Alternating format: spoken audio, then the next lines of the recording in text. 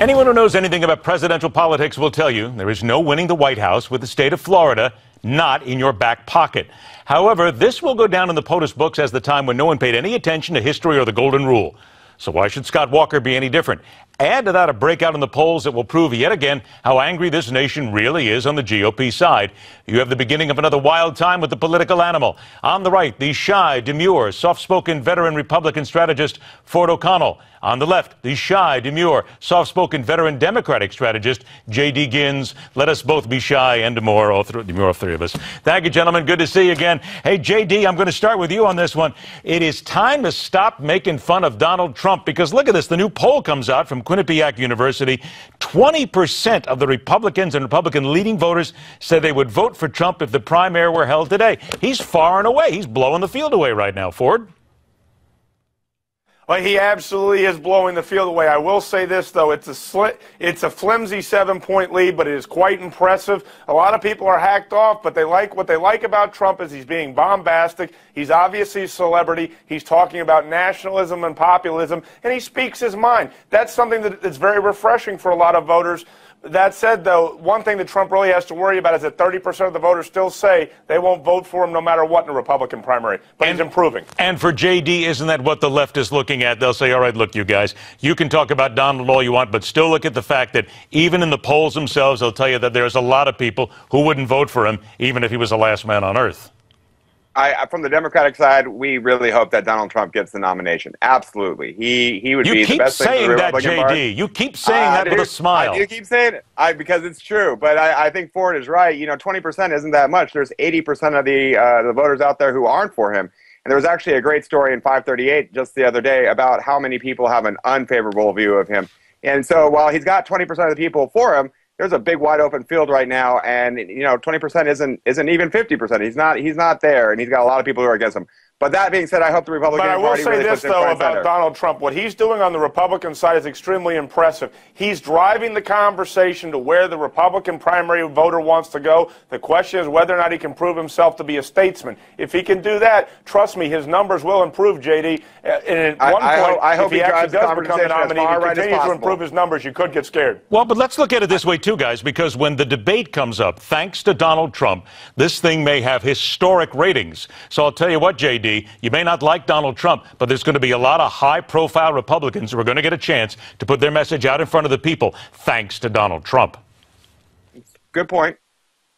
It's possible, but I don't think that people really are ready for Donald Trump to be president, and I don't think the country's ready to go as far right as he's driving this conversation. So if he wants to drive it all the way to the far right, I say go for it. Whoa, back up, J.D. How far right is he driving? Hold on. How far right is he driving this conversation? You're talking about somebody who doesn't want to make changes to Social Security. You're talking about someone against a trade deal. You're talking about someone who favors universal health care. How far right is Donald Trump really? I think it's a good point, J.D. Well, if the Republican primary voters want to save entitlements and they don't want to have revisionist foreign policy, then go for it. But I think the main thing is he got famous in the Republican primary by beating up on immigration, and he's not talking about real solutions.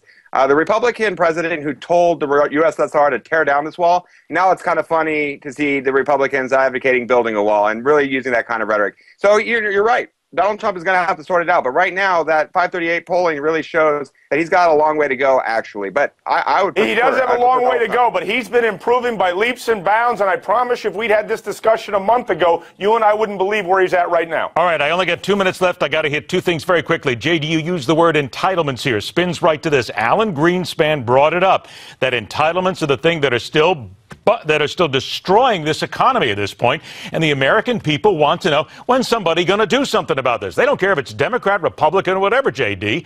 The entitlements are going to put this country out of business soon. Entitlements came from people working hard.